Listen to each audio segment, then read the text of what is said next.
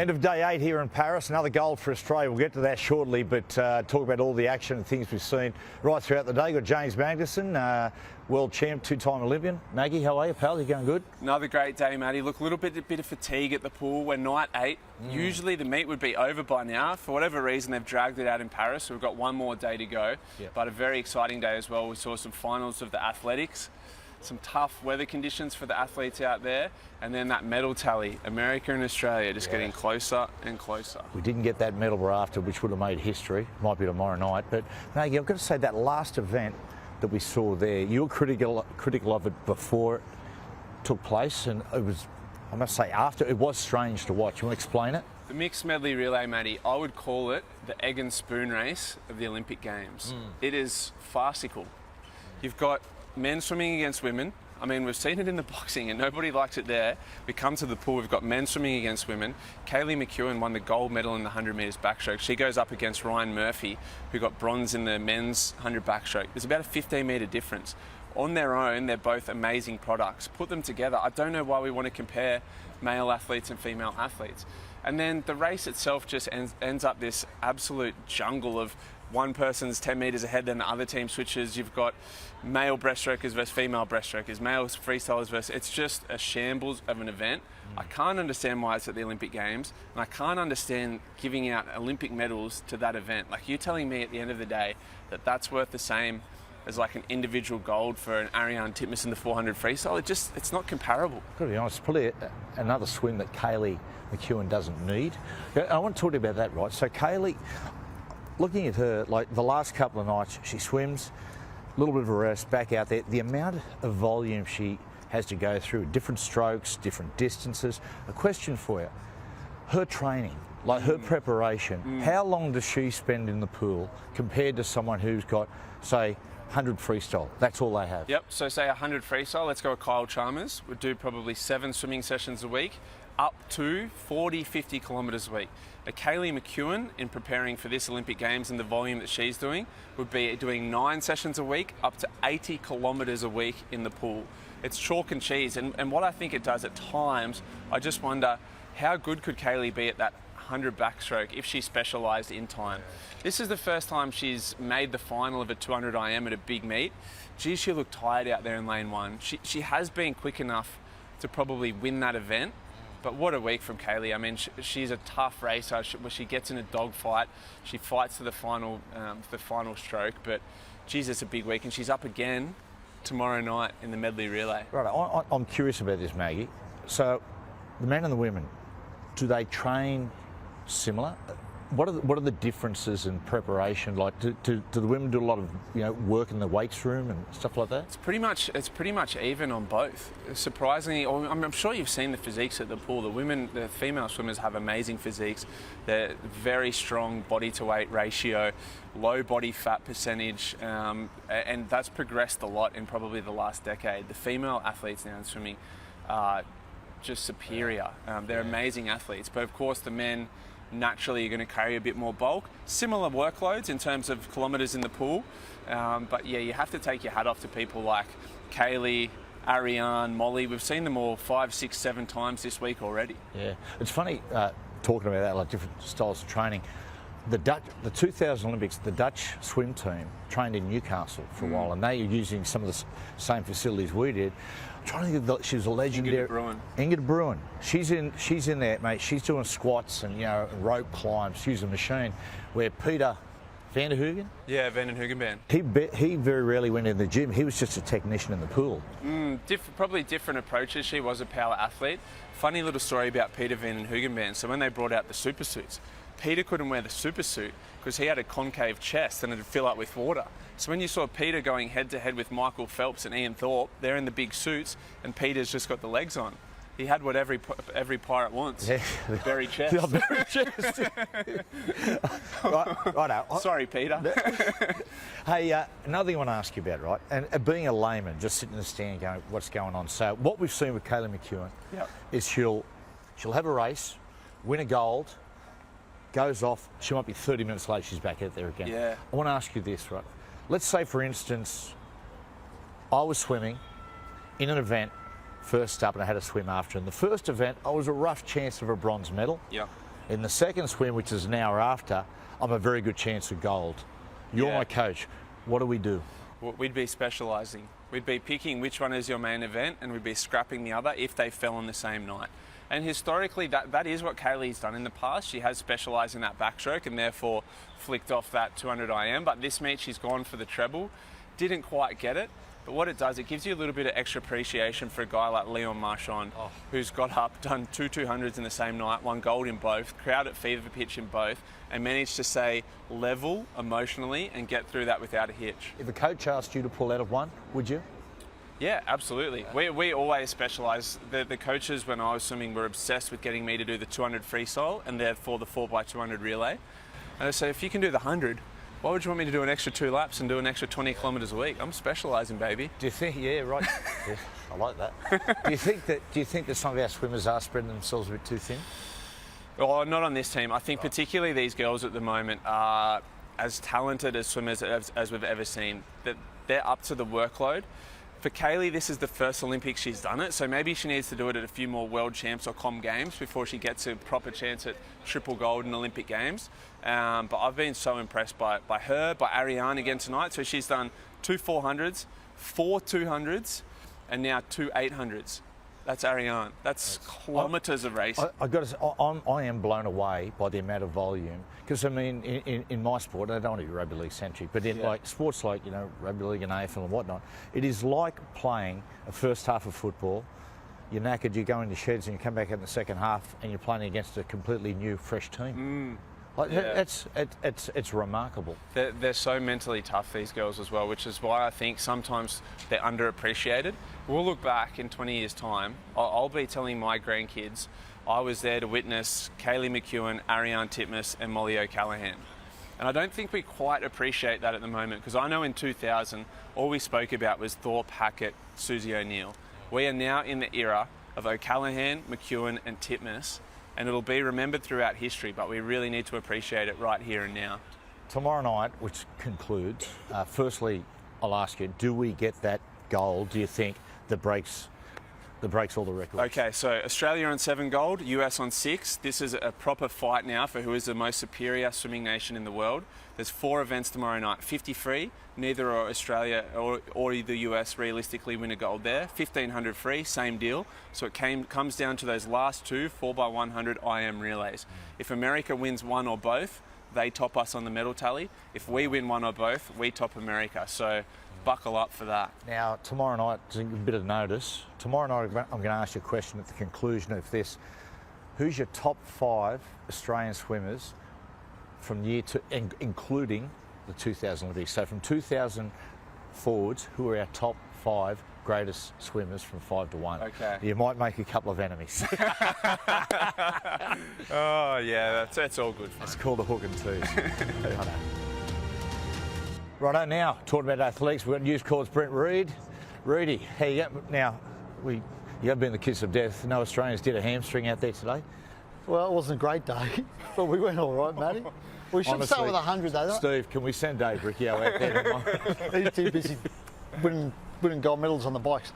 We should start with 100, though, Matty, because it's one of the blue ribboned events of the Olympic Games, right? The women's 100 metres. Julian Alfred won it. It was a bit of a boil over because a lot of people thought Sha'Carri Richardson wouldn't win it. Well, we should start with the controversy, because there's a lot of controversy out there today. With Shelley-Ann Fraser-Price, she didn't show up for a semi-final, and she was due to run against Sha'Carri and Brie Masters, the Aussie girl. Didn't turn up in the blocks. No one knew why. And well, there's a lot of mystery around this that subsequently come out on social media. There's a video of her arriving at the warm-up track today in a private car. She got refused entry, had an argument with security over why she couldn't get into the warm-up track, and subsequently now she's pulled out of the semi-finals earlier today. So we'll get to the bottom of it eventually. But 2-time Olympic champion, Matty, silver medalist in Tokyo, one of the great sprinters of the world, in the history of the world, of all time basically, and didn't turn up for the semi-final. That's incredible. I mean, I've been knocked back entry into a few nightclubs, but I mean, you kept going back though. I still turned up on grand final day, but that's bizarre. And it's a huge story. I mean, because no one knows the truth at the moment. I was down in the mix zone afterwards trying to get athletes. You could see journos looking at their phones and ringing people and trying to get to the bottom of what happened. And it sounds like Maggie's the one who's closest to the mark. But I mean, there was a bit of talk about a hammy problem. But obviously there's videos appeared on social media of her, as I said, arguing with security at the warm-up track. And there's a bit of talk that maybe that prompted her to go, well, it's not good enough, I'm not going to run, which I would find amazing. That's 4 years preparation. Yeah. She's the reigning world champion in that event, right, as well. Yeah, she's done it all. France has had some PR nightmares this Olympics, but this one is right up there. She is one of the golden girls of the track. She's had a baby, gone away, come back as a mother, and was a red-hot shot at winning this race, particularly when you see the time they won in tonight. Yeah. And now she's been refused entry. This is not going to go down well. There's been some big ones over the years. Remember Linford Christie did the false start and then just laid on the track? Remember that? Well, there was a bloke today, an English guy, funnily enough, who ran in the very first heat of the day. It was Josh Hazapardi, the Australians heat, I think, from memory. He had a false start, basically wouldn't leave the track. Was arguing with the officials, stood there, wouldn't go. Then he came in the press conference afterwards. He did the meet in mix zone, and he said, "Look, I don't think I broke. It's not fair."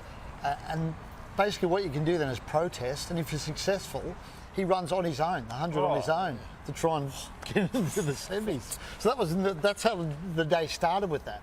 And it's just, it sort of speared out of control of that. But Julian Alfred, great story, Matty. St Lucia, population 180,000. Tiny island in the Caribbean. That gives some bragging rights over Jamaica. No? Yeah. And it's produced the 100-metre champion of the world, and Sha'Carri Richardson got upstage because everyone thought this was her Olympics. She obviously started in the Sprinter Series. It wasn't that close in the end, was it? No, and it's funny because they ran against each other in the semi-final earlier, and Alfred won that pretty easily too, and then she's come out and won the final pretty easily. So what about, we saw the images of the track when they were running. It's pouring rain right before it, and the track is wet. Would that affect the times at all, or because they're on tartan and they're wearing spikes, no dramas? You're asking the wrong bloke, Maggie. That's on about sprinting days are long gone, Maggie. Well, I'll tell you what, Noel Lyles. Yeah. He sees the boil over today. Look, here's the thing about the sprinting. You don't know, we're talking about the semis here in the 100. You don't know how much they're holding back, but I must say, he didn't trot over the line like Usain Bolt used to. He came third. I think he ran 10.04. The young English guy, Louis Hinchliffe. Great story. Now that is the flying mullet. Yes, it is. Yeah, he ran 9.98. Yeah. So there's some pressure on Noel Lyles. He's a great story, Matty. I mean, this is a kid who was going to be a professional golfer. He got scouted by Manchester City, the Premier League club, but he wanted to be a sprinter. So he wrote an email to Carl Lewis, the legendary Carl Lewis, that said, "What can I do to help my sprinting?" And Carl Lewis has now taken him on. Carl Lewis is now his coach. And that's cool. during the period he's been coached by Carl Lewis, he has improved exponentially, and he was magnificent today. I mean, he left Noah Lyles in his wake, so he's one to look out for in the semis tomorrow night. Got a ton of confidence. They were saying going into it, he was saying, "I'm going to win the gold." He said, "I'll beat this bloke." He's just getting better and better and better. And when you've got Carl Lewis in your corner, I mean, he knows how to win gold medals, right? So what about Marcel, who won the last Olympics from Italy? Everyone said it was a fluke. He hasn't won anything since. He hasn't gone close to that time he's since. Faded badly, hasn't he? Well, again, he was on the Sprinter Series, wasn't he? They spoke to him on the Sprinter Series. He's had some injuries and some things sort of holding him back, but it's a massive why can't test. History repeat? So. It's a massive test for Noel Lyles. Huge he's test. turned up as the GOAT. He's walked in the camp, the champs here, all that sort of stuff. He's come third. Again, we don't know how much. And you've said before already, he travelled through three therapists. So, that says that you're a bloke that can be pretty easy rattled. And it's funny, Matty, because when Sha'Carri Richardson won her heat yesterday, she just walked straight through the mix zone, didn't talk to anyone. Noah Lyles ran his heat today, and he stopped, did 2 media interviews, and again, he talked about that issue. He said he's basically getting around in glasses and a cap, to try and hide away from people, hide in the back. I'm picturing one of those Groucho Marx, those Groucho Marx glasses with a moustache. Well, mate, that's the thing. Reading it like today, he did an interview, and he's gone from being this extrovert to suddenly saying, "I'm getting noticed all the time. It's freaking me out." Which one is it? You sort of get the sense he might be becoming a part of the seams a little bit. Yeah. Well, he didn't run great today, but as you said, it's only the heat, and they hold things back in the heat. And he's going to be there I reckon, in the final and give it a real shake. Now, Aussie, Ollie Hoare, who's a terrific Yeah. young bloke, real shot, 1,500 metres, he didn't make it. Yeah. Commonwealth Games champ. Yeah. Yeah, so he was in the repechage we spoke about last night, which is ridiculous, right? Got a second chance, and again there was three of them: Adam Spencer and Stewie McSwain. They were all in the repechage, and they missed out on the semis. And he spoke about it afterwards. Ollie Hoare. What he spoke about was the criticism and flack he copped on social media after he ran so poorly in his heat. And he said he's just been hammered on social media as a result of that. And again, these guys, they're all on social media. Brie Masters, that's how she makes her money. That's her job, her social media profile and using social media. But it does leave you open to become a target. And Ollie Hoare didn't run great and got hammered. And that's the thing. People of our generation, Rudy, we go, I'll just get off it. But it's part of their lives, their life, yeah. I'll give you a tip. Week of your racing, you log out of your social media, give your manager the logins, they post the content and read it and reply to any of the comments. To be on social media, reading comments from other people, getting rattled the day of your race, that's something that a really young, inexperienced athlete would do. I'm super surprised that popped up here. They've got to realise, mate, they're listening to, they're basically listening to 40-year-old men who are living in a basement at their parents' house. I mean, they're imbeciles. it's true. Yeah, it It is. really affected him, Matty. It's crazy. He went out today. He ran hard, but obviously couldn't get the job done. In the end, it's a real disappointment for him because there were high hopes around Ollie Hoare at these games. I'm pumped tomorrow. Tori Lewis in the 200, the girl from Newcastle. Yeah. I'm pumped. Fellow Novocastrian. Good omens too, Matty, because she got drawn in lane 9 in the very first heat of the day when she beat Shakara Richardson in the London. Sorry, not London. I think it was China Diamond League earlier this year. She ran in lane 9. So there's good omens there, Matty. So hopefully she can get the job done I again. thought he was going to say good omens. He's not going to the track tomorrow. I'll be there cheering her on. Now, boys, when I say 92 million, who do you immediately think of? Only one man. Only one man. Bomber Bedell. Bedell. Let's talk boxing with Pete. It's probably up to 93 by now.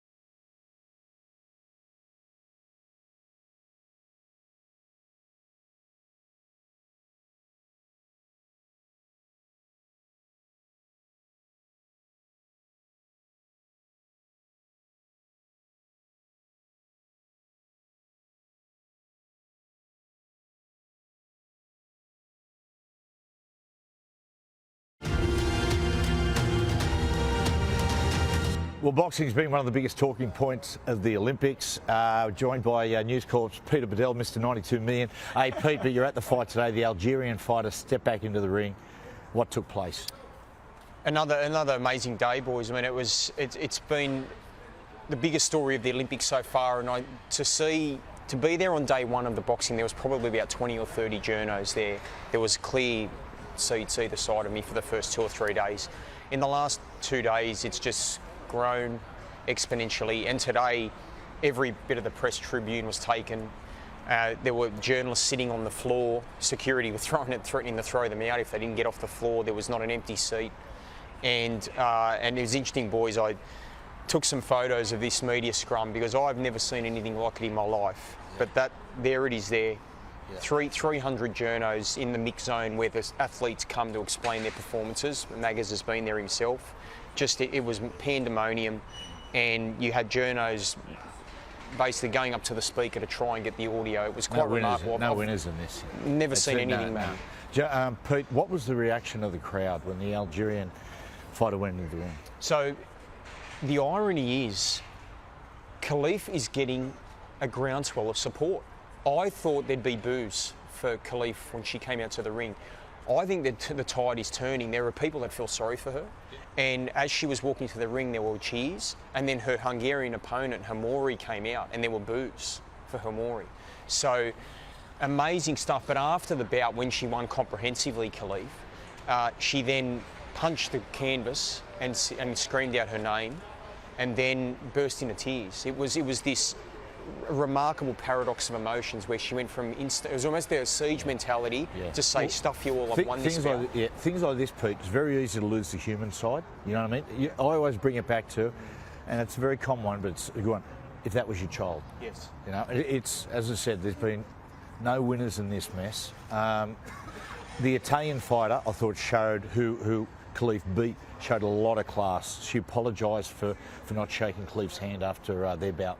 And it was fascinating, Matty. The twist to that was the IBA, the International Boxing Association, giving her a $50,000 US payment, a bonus payment, which they only had reserved for the gold medalists in this tournament. If you won gold in this tournament, you were to get $50,000 US. They gave that to Carini for losing in the round of 16. Now, to me, that smacks of a political up yours to the IOC. I think the IBA's disgusted at the fact that they're being kicked off from the governance of this. It's been handed over to the IOC to supposedly clean up the sport. They've now created a bigger inferno than we've ever seen. So I think this is the IBA's way of saying, stuff you think we couldn't do a good job, or what have you created now? Yeah. Before we go, when does Khalif fight again? So she fights on the 6th of August, another 3 days. So she has a few days off now, but she's got a guaranteed bronze medal, which I think is a PR disaster for the IOC. They should be ashamed at the way they've handled this. I think Thomas Bach, their president, should resign. I think this has been shamefully shambolic, and they don't have any understanding of this issue. And she can win gold from here, and I think she will. I think she's the best fighter in this competition, but still to be seen what happens. So he rolls on. Good on you, Pete. Appreciate it, mate. Thanks, Matty. 94 million. Jess Howerin up next. And climbing. Well, Jess up to 96 million. Can I join this show? Can we just have like the bomber, the missile, and Matty? I'm big in Germany, apparently. Just ask Crash. 360. Here he comes. Yeah. Hello, Bray. Oh, very good. Hey, we welcome Jess Howerin. Now, you come with the big story of the day for Australia. We win gold in the tennis. Yeah, huge day for us at the tennis. John Peers and Matthew Ebden won the doubles, and it was a dogfight. It was pretty epic. Like, they looked like they'd almost lost it in the second set, and they were breakdown, and they were 4-2 down. And then finally they fought back, and this game was completely decided on tiebreakers. And so, yeah, it was heart in the mouth stuff. Well, they weren't the stars of the show, though. No, absolutely not. Ali, the gorgeous daughter of John Peers, she's 7 years of age, and she was standing there the whole time, crossing her fingers in this final tiebreak, just willing on her dad, because her dad has promised her if he wins a medal, then she can take it to show and tell. Oh, that's cool. That's cool. That's nice. I'd upstage that. Do these two play together in doubles outside of the Olympic team? Not often, right? And so John Peers is not the most, highest ranked doubles player. Matthew Ebden is obviously a very accomplished singles player, a great doubles player. But he chose John just for his fortitude and how much he really wanted to medal here. He's medalled before in Tokyo. Now, water polo, the men's water polo side, what a win over Hungary. And till you go to Hungary, you do not realise how big a sport. It's their national sport. Yeah. So that is an enormous victory. Yeah, it's also a humongous victory. This is a team that's never won a medal at the Olympics, the Sharks, and they're really building to something special here. You've got 10 debutantes. Blake Edwards today, who's one of the co-captains, said it was simply unbelievable that they've brought down Serbia and brought down Hungary. Wow, that's awesome. And finally, we're getting a silver medal in the windsurfing. Yeah, with Gray Morris, who is a former schoolboy rugby player. He was part of the first 15 at Cranbrook. We want to be careful, he might get a start with the Wallabies. Yeah, so cheap joke. No, very good. Yeah, Jess. no, it was a great one. Good on you, Jess. We better, we've got Rudy over there just off the bit. He's, would you believe it? You wouldn't believe it, he's hungry. There you go. See you tomorrow, guys.